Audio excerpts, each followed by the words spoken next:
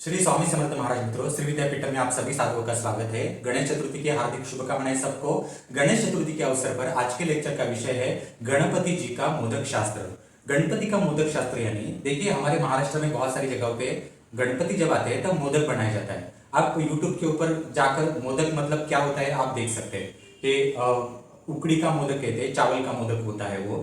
और मोदक एक ही टाइप में बनता है। एक गेहूं के आटे का मोदक बनता है, उस आटे को तेल में पकाया जाता है, तलाया जाता है। और दूसरा जो मोदक होता है वो चावल के आटे में बनता है, उसको बॉयल किया जाता है। जिस चावल के आटे के मोदक को आप के भाषा में आप मोमोज की तरह भी बोल सकते हैं, उसी की तरह उसे पकाया जाता है। परंतु ये एक ही साइज है मोदक की, उसे कहते हैं मोदक। और हमारे मराठी में उसको वही प्रकार से बनाते हैं। उसमें कोकोनट जो होता है, जो ओला कोकोनट होता है, उस कोकोनट के भूरे को लेकर उसमें गुड़ डालकर उसको पकाकर उस सारण जो होता है उसमें भर देते हैं। और जो है गर्म पानी का जो इडली का भांडा होता है, मतलब पॉट होता है, उसमें उसको बॉईल करते हैं। तो ये है मोदक, एक सिंपल रेसिपी।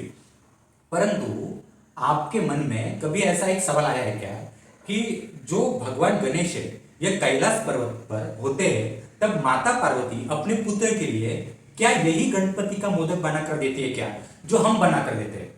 वैसे ही जब गणपति वैकुंठ में होते हैं, लक्ष्मी के पास, लक्ष्मी भी माता है उनकी, तो लक्ष्मी भी जो है क्या सेम टू सेम जैसा हम मोदक बनाते हैं गेहूं के आटे में, चावल के आटे में, तो वैसा का वैसा मोदक जो है एक ही साइज में, एक ही प्रकार का वो मोदक जो है वो गणपति को बना कर देती है क्या? ये कभी आपके मन में सवाल आया? क्योंकि उनकी दुनिया जगत अलग है, एकदम अलग है। तो उनके दुनिया का जो रहन सहन, खान पान, सारी क्रियाएं सब अलग अलग है। कभी आपके मन में ऐसा सवाल आया है क्या कि मतलब पार्वती मोदक बनाकर उनको देती हुई, पर गणपति मोदक मतलब क्या खाते हैं? जैसा हम दिखाते हैं वैसा ही खाते हैं क्या? उनका मोदक बनाने का प्रक्रिया अलग है। कैलाश पर्वत पर जो शिव पार्वती की भाषा है, कैलाश की भाषा है, उसमें मोदक को क्या कहा जाता है? मोदक तो हमारी भाषा में कहते हैं, उनकी भाषा में क्या कहते हैं? ये सारी चीजें जो है आज हम अभ्यास करेंगे। मित्रों, मैं हर समय कहता हूं ये नॉलेज कहीं पर भी नहीं है। कितना भी गूगल ढूंढ लो, कितना भी कुछ कर लो, कहीं पर भी नहीं है। भगवान श्री स्वामी समर्थ महाराज और पार्वती माता के आशीर्वाद से यह ज्ञान प्राप्त हो चुका है। मैं आपको बताऊंगा कि कैलाश पर्वत के ऊपर माता पार्वती कितने प्रकार के मोदक भगवान गणपति गणेश जी को बनाकर देती है, तथा वैकुंठ में भी जो है वो माता लक्ष्मी भी जो है वो अपने पुत्र गणपति को कितने प्रकार के मोदक बनाकर देती है, वो मैं आपको बताऊंगा। अब होता क्या है मालूम है मित्रों कि गणपति जो है इनकी दो पत्नियां हैं। इन्होंने दो पत्नियां क्यों बनाई? एकमेव गणपति समाज में एकमेव शिव पार्वती के जो पुत्र है गणपति, उनके ही दो पत्नियां हैं। ये दो पत्नियां इसलिए है क्योंकि गणपति को बनाया था लक्ष्मी और पार्वती ने बनाया था।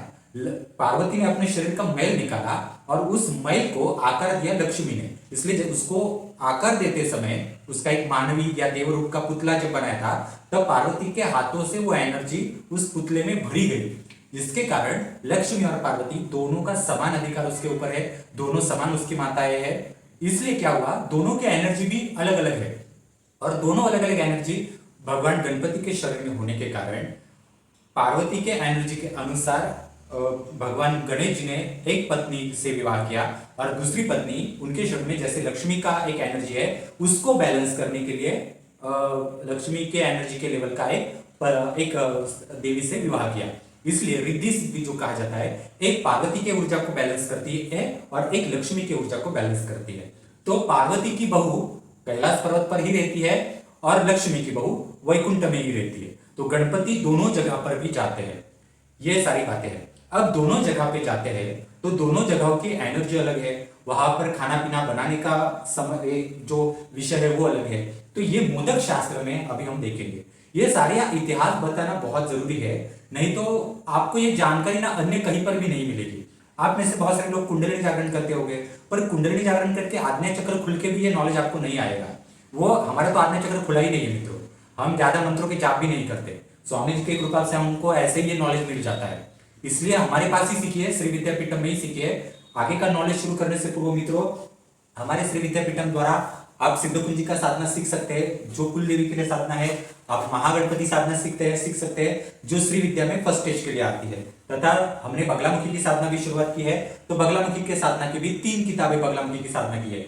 ये आपको मैं बताता हूँ। बगलामुखी साधना में आपको ये यंत्र पूजन का किताब है, ये अभिषेकम का किताब है, ये तर्पण का किताब है।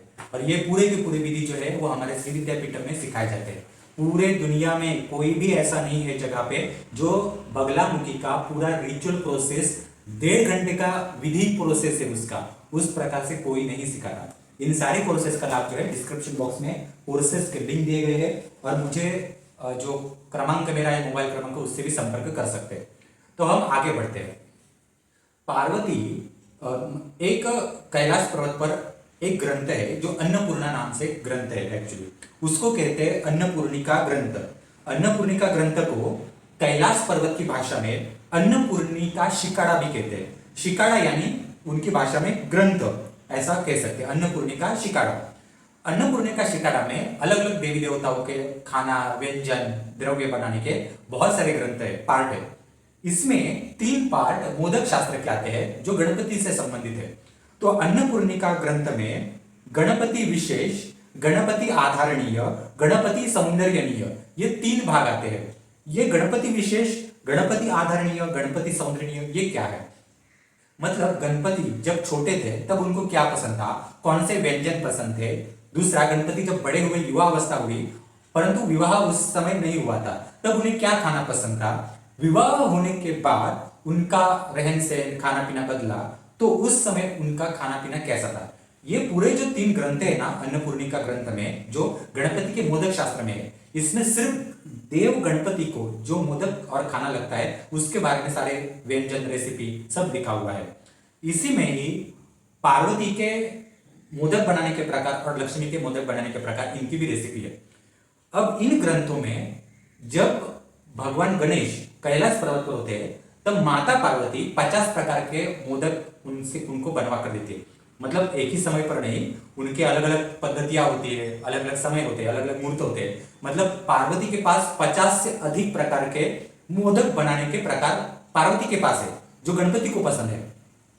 उसी प्रकार से 50 से प्लस लक्ष्मी के पास मोदक के प्रकार है। और पार्वती के मोदक बनाने की विधि अलग है, लक्ष्मी की मोदक बनाने की विधि अलग है। पहले मैं आपको पार्वती माता जो है इनके पास 50 में से 10 नाम आपको बताता हूं। मोदक मतलब 10 प्रकार मोदक के आपको नाम सुनिए, आपको ये नॉलेज, एक नया नॉलेज आपको मिलेगा। तो पार्वती के जो 50 प्रकार के मोदक है, इसमें पहला है भस्म मोदक। भस्म मोदक मतलब क्या है कि देखो भगवान शंकर जो है ये पिशाचों के भूतों के राजा है, स्मशानों के राजा है। तो आप बोलेंगे भस्म मतलब श्मशान का भस्म, वो कैसे खा सकते हैं? मित्रों वो भस्म नहीं, ये भस्म मतलब क्या है कि भगवान शिव जी की आरती होती है, तब आरती में जो धूप दिखाया जाता है, इस धूप में अलग अलग औषधि वनस्पति होते हैं। ये औषधि वनस्पति धूप ये जो होते हैं इसमें वो धूप बनाया जाता है, वो उससे आरती उतारी जाती है।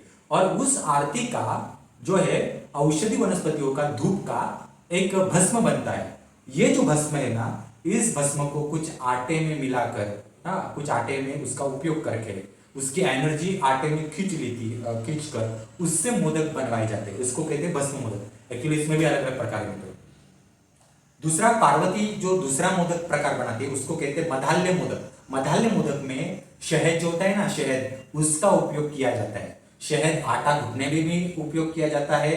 और मित्रों पार्वती और लक्ष्मी जो है ना, सिर्फ चावल के आटे और गेहूं के आटे से ही मोदक नहीं बनाते, उनके पास आटों के अलग अलग प्रकार है। थोड़ा सा नॉलेज यहाँ में बता देता हूँ। मधाल्य मोदक आपको समझ में आया। मध शहद जो होता है, उनके जगत का शहद अलग है, वो शहद अलग अलग व्यंजन में मिक्स करके वो मोदक बनाए जाते हैं। फिर वनाय मोदक है, उसके बाद शीताय मोदक है, गृह का मोदक है, नांतिल्य मोदक है। नांतिल्य मोदक मतलब क्या है कि अलग अलग प्रकार के तिल होते हैं। हाँ, उनके जगत में जो तिल के प्रकार होते हैं, जैसे हमारे जगत में काला और सफेद तिल होता है, तो वैसे उनके जगत के जो तिल है उसको मिक्स करके उसका एक आटा बनाते हैं और उसमें मोदक बनाते हैं। फिर आचार्य मोदक, आचार्य मतलब फूल से बना हुआ मोदक। उनके जगत में जो फूल होते हैं उसका एनर्जी खींचकर उसमें व्यंजन द्रव पदार्थ खींचकर उससे वो बनाते हैं। उसके बाद 8वां जो मोदक का प्रकार है वो है तुलगा मोदक। तुलगा मोदक मतलब तुलसी और गाय के गोबर से बना हुआ मोदक। अब आप सोचेंगे कि गाय के गोबर का मोदक, गोबर कैसे खाते हैं? मित्रों ये भगवान शिव और पार्वती की जो गाय है वो हमारी गाय नहीं है, हमारे जो जगत की गाय नहीं है, उनकी गाय एक कामधेनु की तरह पवित्र गाय होती है। तो उसका जो गोबर होता है ना, उसमें क्या करते हैं कि उनके कैलाश पर्वत पर जो उगने वाला चावल है, उस चावल को वहां के जो कामधेनु गाय है उसके आटे में भिगो दिया जाता है। और वो जो चावल होता है ना, उसमें ऑलरेडी ऐसा गुण होता है कि जो उस पवित्र गोबर की पॉजिटिव एनर्जी सिर्फ खींचता है। समझ में आ गया? पॉजिटिव एनर्जी खींचता है और नेगेटिव एनर्जी जो है वो साइड में कर लाइन कर देता है। और ऐसे चावल से इसको आटा बनाया जाता है, इसको तुलसी के साथ मिक्स किया जाता है, बाद में ये मोदक बनता है। इसको कहते हैं तुलगा मोदक। फिर है नखारी मोदक, फिर है 10वां खाप मोदक। खाप मोदक मतलब क्या है? गुड़ से बना हुआ मोदक। अब मित्रों, गुड़ सिर्फ जो होता है ना, गुड़ सिर्फ गन्ने का ही नहीं बनता। ऊपरी जगत में गुड़ बनाने की प्रक्रिया अलग अलग है, सिर्फ गन्ने का नहीं बनता। ये जो 50 प्रकार मैंने आपको बताए, भस्म मोदक, मधाल्य मोदक, वणाय मोदक, शिताय मोदक, गृहका मोदक, नांतिल्य मोदक, सबके अलग अलग प्रोसेस है बनाने के मित्रों। ठीक है, ये तो मैंने 50 में से 10 ही बताए। अभी मैं जो आगे के 7 नाम बताने जा रहा हूं, ये जब गणपति लक्ष्मी के जगत में वैकुंठ लोक में होते हैं, तब लक्ष्मी कितने प्रकार के मोदक बनाकर देती है, उसमें 7 नाम। लक्ष्मी का पहला मोदक है समुद्र मोदक। समुद्र मोदक में क्या होता है? समुद्र के पानी से बना हुआ, समुद्र का जो पवित्र एक पानी होता है। अब समुद्र का पानी मतलब आप सोचेंगे कि वो खारा होगा, नमक होता है, तो नहीं मित्रों। समुद्र का नमक निकालकर जो शुद्धता आने वाला पानी होता है समुद्र का, उसमें समुद्री वनस्पति जो होते, पवित्र वनस्पति, उसमें भी वनस्पति आती होगी, सब्जी आती होगी, जो समुद्री वनस्पति, सब समुद्री सब्जियां है, उसको मिलाकर समुद्र मोदक बनता है। दूसरा है कीलप मोदक, तीसरा है सांडिल्य मोदक, चौथा है नीलकांति मोदक, पांचवा है स्वर्णकांति मोदक, छठवा है शंख मोदक। नीलकांति मतलब नीला एक एनर्जी होती है, क्योंकि लक्ष्मी और विष्णु ये नीले एनर्जी इनके पास है, समुद्र की नीली एनर्जी, तो वो नीली एनर्जी से बना हुआ मोदक होता है। स्वर्णकांति मतलब ये सोने की भी एनर्जी है, उनके पास लक्ष्मी है वो, तो लक्ष्मी के पास स्वर्ण की एनर्जी है, तो सोना घिसकर, सोने का जो द्रव पदार्थ होता है, सोने का एक लिक्विड होता है, उसमें ये मोदक बनाया जाता है। जैसे कि हमारे यहाँ देखिए आप मित्रों, केक बनाते हैं, तब केक के ऊपर ना कुछ गोल्डन लेयर होते हैं, गोल्डन कलर का केक होता है, पर वो हम खा सकते हैं, गोल्डन भस्म होता है वो।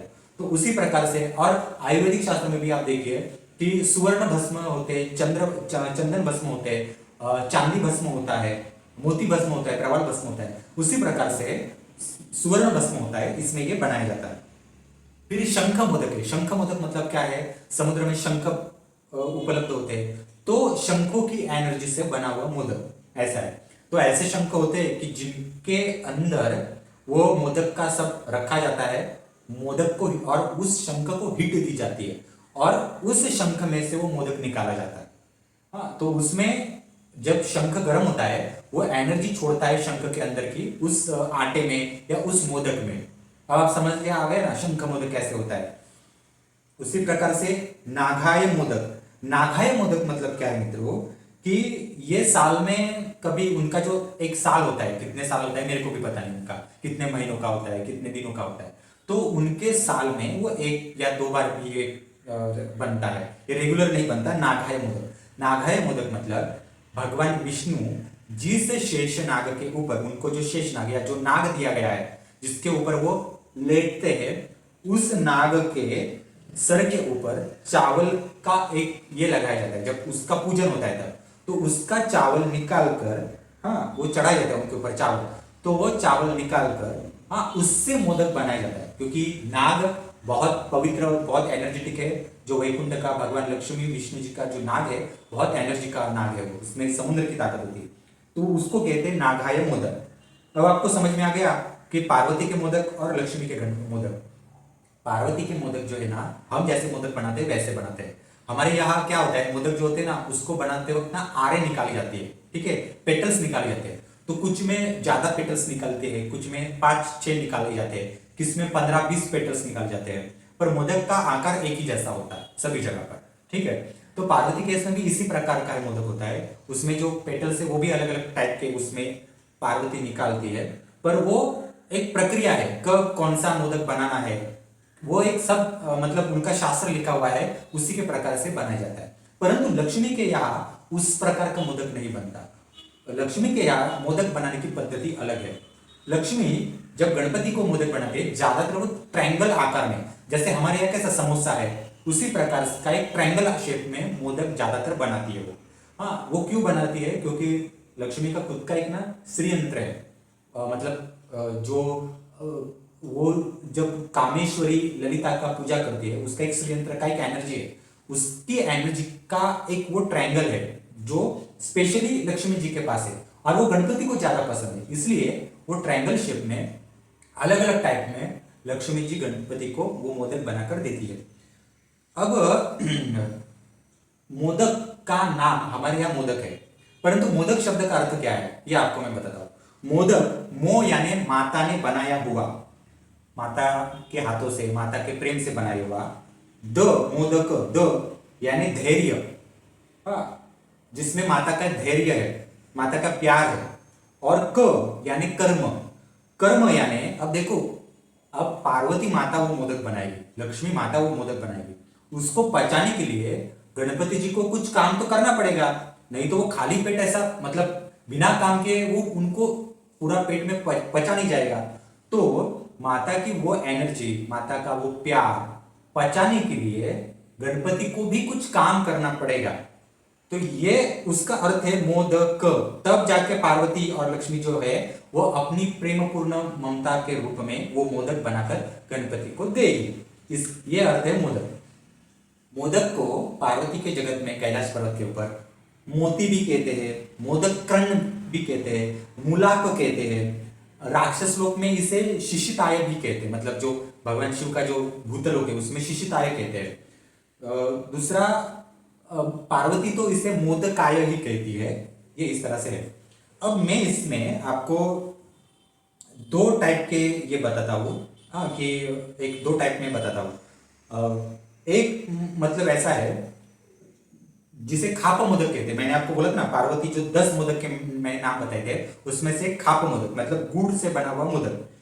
तो गुड़ से बना हुआ, दूध का मोदक, दूध को शीत मोदक या शिवलांग मोदक भी कहते हैं। और शिवलांग मोदक मतलब क्या है कि जिस जो बर्तन होता है बड़ा वाला बर्तन, तो पार्वती का लोक है तो पार्वती के लोक का बर्तन मतलब स्वयं पाक गृह में अलग होगा। तो उस बर्तन में मिट्टी जो होती है ना, मिट्टी और अलग टाइप की मिट्टी होती है, वो मिट्टी और पानी को मिक्स करके बर्तन के नीचे डाला जाता है। हमारे यहाँ सिर्फ पानी डालते हैं, पर उनके यहाँ मिट्टी और पानी को मिक्स करके नीचे डाला जाता है। उसके ऊपर जो होता है वो फिर प्लेट आएगी और प्लेट के ऊपर केले का पत्ता आएगा, उसके ऊपर जो है वो मोदक रखे जाएंगे और नीचे जो अग्नि है वो उसको छुपाया जाता है, वो दिखाई नहीं देनी चाहिए। तो मिट्टी के अंदर की जो एनर्जी है वो भाप बनकर जो है उस मोदक को लगती है। अब ये जो पूरा पॉट है ना, बर्तन है, उसके ऊपर जो ट्रायंगल शेप में उसका एक उसके ऊपर ढक्कन तो रखना चाहिए। ये ढक्कन जो होता है वो ट्रायंगल शेप में होता है। ये एक पद्धति है बनाने की, ठीक है। दूसरा एक मोदक बनाने की पद्धति है, इसको कहते हैं गणराग मोदक। गणराग मोदक जो है ना, ये क्या होता है मालूम है मित्रों कि पार्वती को अगर ये गणराग मोदक बनाना है तो पहले से बड़ी तैयारी करनी पड़ती है, क्योंकि ये गणराग मोदक सिर्फ गणपति को देकर नहीं चलता। गणपति के जो आसपास बहुत सारी उसकी शक्तियां है, उसके सेवा करने वाली बहुत सारी शक्तियां होती है, सबको देना पड़ता है, इसलिए बहुत बड़े क्वांटिटी में इसे बनाना पड़ता है। इसलिए कहा है गणराग मोदक। गणराग मोदक बनाने की प्रक्रिया क्या है, तो दुर्वाएं होती है।